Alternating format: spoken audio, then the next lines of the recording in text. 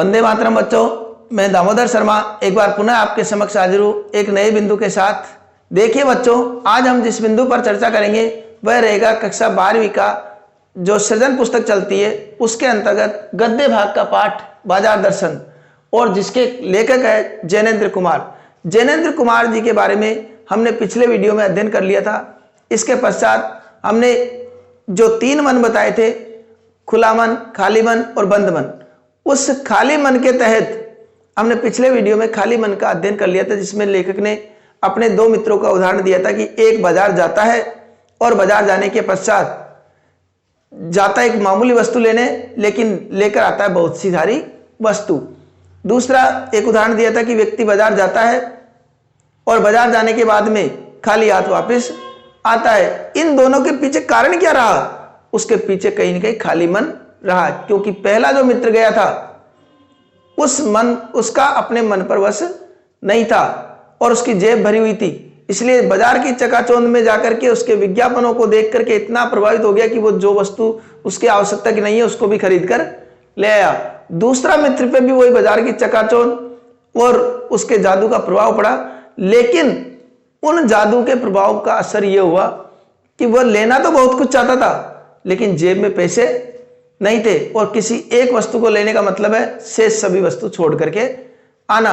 ऐसी स्थिति में क्या किया उसने? कुछ भी खरीद कर नहीं लाया। इसका मतलब यह नहीं है खुश होकर के आ गया, वो उसका मन दुखी था। यह तो हो गई खाली मन, और यह भी पता लग गया कि खाली मन सही नहीं है, खाली मन नहीं होना चाहिए। यह बात हमको स्पष्ट हो गई थी पिछले वीडियो में, और उनसे अगर आप वंचित हो तो उनको भी अवश्य देखें। वैसे आपकी सुविधा के लिए मैं डिस्क्रिप्शन में उसका लिंक दे दूंगा, और यदि चैनल को सब्सक्राइब नहीं किया हो तो वह भी साथ के साथ कर ले, और अच्छा लगे वीडियो तो लाइक भी अवश्य कर लेना चाहिए। तो देखिए, अब मन खाली नहीं रहना चाहिए, ये तो बात स्पष्ट हो गई। इसका मतलब यह भी नहीं होना चाहिए कि मन बंद कर ले, मन बंद भी नहीं होना चाहिए, क्योंकि मन अगर बंद हो गया तो वह हो जाएगा शून्य।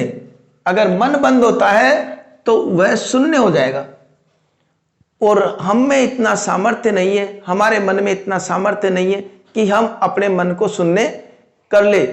मन शून्य होने का अधिकार केवल परमात्मा को है, क्योंकि वो सनातन भाव से संपूर्ण है। परमात्मा ही शून्य हो सकते हैं संसार में, केवल परमात्मा ही शून्य हो सकते हैं, अन्य किसी को अधिकार नहीं है।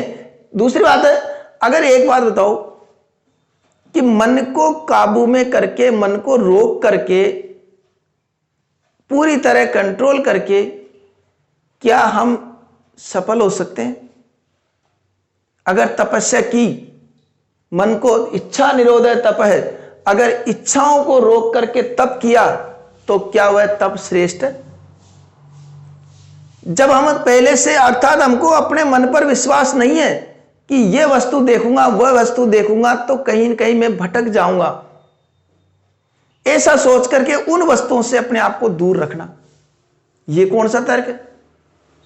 दूर तो रख लिया आपने, उनके पास ही नहीं गए, इसका मतलब यह नहीं है कि आपने मन को जीत लिया।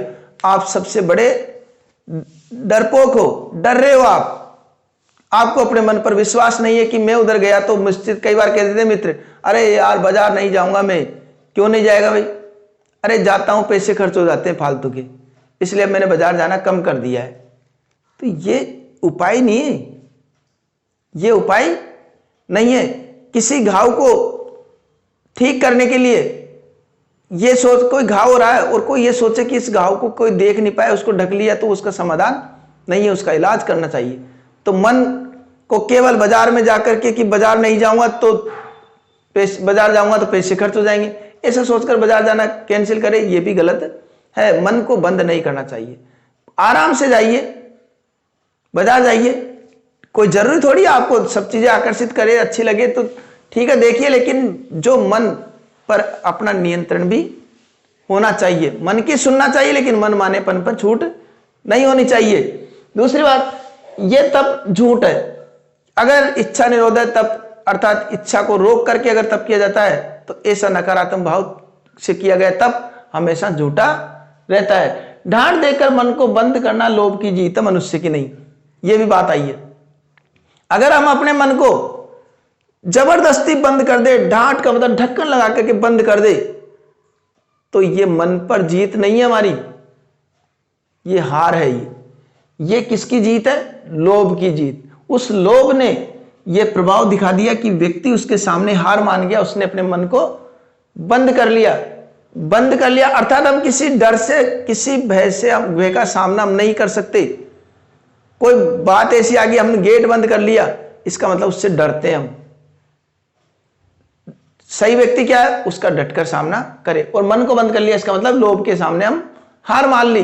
तो ये लोभ की जीत है, मनुष्य की हार हो जाती है। एक बात और देखा होगा आपने, कोई व्यक्ति अगर कहीं पर आंख बंद कर ली किसी वस्तु को देखकर, क्या आंख बंद करने से उसके मन को कंट्रोल कर लिया उसने?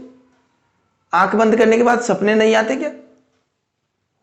और सपने जो आएंगे उसके बारे में विचार आएगा। आंख बंद तो कर ली, लेकिन विचार तो चलता रहेगा, ये वस्तु खरीद लेता, वह वस्तु खरीद लेता तो अच्छा रहता। तो आंख बंद करने से भी मन पर कंट्रोल नहीं होता है, उससे आंख बंद करने के बाद भी सपने देखे जाते हैं। तो इसलिए मन को बंद नहीं करना चाहिए। दूसरी, अगर जबरदस्ती मन को बंद करने का मतलब है हठ वाला योग किया है आपने, हठपूर्वक मन किया है, बंद किया मन को। इसलिए व्यक्ति क्या होता है, जब हठपूर्वक किसी चीज को बंद करता है तो उसकी सोच व्यापक के स्थान पर संकीर्ण होती हुई चली जाती है। व्यापक का मतलब विस्तृत, विस्तृत के स्थान पर छोटी होती हुई चली जाती है, और विराट रूप की जगह शुद्र हो जाता है, छोटी सोच उसकी बन जाती है। जैसे कहते हैं ना, तुम्हारी सोच ही छोटी है, घटिया सोच है तुम्हारी, ये ऐसी बातें उसके मन में आ जाती है। तो इसलिए मन को कभी बंद नहीं करना चाहिए। व्यक्ति का मन, एक बात और बताऊं, व्यक्ति का मन हमेशा अपूर्ण रहता है। व्यक्ति का मन हमेशा अपूर्ण रहता है। यदि पूर्ण होता तो परमात्मा से अभिन्न हम महाशून्य न होते। अगर यहां पर व्यक्ति का मन क्या है, हमेशा पूर्ण होता है, अपूर्ण होता है। और अगर पूर्ण ही होता तो हम भी परमात्मा के समान महाशून्य बन जाते। तो पूर्ण किसी का मन नहीं है, सबका मन अपूर्ण है। इच्छाएं उसको आकर्षित करती है, लालायित भी होता है। ये सब बातें हर किसी की प्रकृति में होती है। लेकिन इससे बचने का ये नहीं है कि मन को बंद कर लेना चाहिए, मन भी खुला रखना चाहिए। इच्छाएं आई ठीक है, लेकिन फिर भी जितना प्रयास है हमको अपने मन पर नियंत्रण भी रखना चाहिए। अब एक बात बताओ, निष्कर्ष क्या निकला इसका? इस पाठ, ये जो बिंदु पढ़ा हमने, इसका निष्कर्ष ये है कि मन को कभी बलपूर्वक नहीं रोकना चाहिए। जो निष्कर्ष रूप में हम कह सकते हैं तो क्या बात आती है, मन को कभी बलपूर्वक नहीं रोकना चाहिए, दबाव में देकर के मन पर कंट्रोल नहीं करना चाहिए। मन की सुने, ये भी अच्छा, ऐसा भी नहीं हो कि मन की सुने ही नहीं। मन की बात अवश्य सुननी चाहिए, लेकिन मन की बात सुनने के बाद लेकिन मन मानेपन को छूट नहीं होनी चाहिए कि जो मन ने कह दिया वो ही करना है मुझे। मेरे मन में जम गई, ये करना है तो करना है। मेरे मन में कह दी कि इसको तोड़ना है, तोड़ दी, इसको खरीदना है, इसको खरीद लिया। ऐसी मनमानेपन की छूट भी नहीं होनी चाहिए, क्योंकि ये अखिल अंग है, क्योंकि ये अखिल का अंग है, लेकिन खुद कुल नहीं है। क्योंकि ये मन उस परमात्मा का अंश है, संपूर्णता का अंश है, लेकिन खुद ये स्वयं मन, ये खुद स्वयं पूर्ण नहीं है।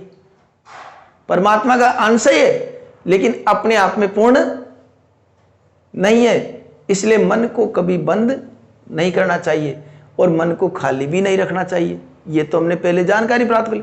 तो मन को क्या करना चाहिए, ऐसा क्या हो कि हमारा मन भी सही रहे, किस प्रकार का मन श्रेष्ठ है, ये सब बातें हम अगले वीडियो में पढ़ेंगे। आज के लिए इतना ही। आशा करता हूं आपके ये भली प्रकार समझ में आ गया होगा। अगले वीडियो में आपसे पुनः मुलाकात होगी। तब तक के लिए धन्यवाद।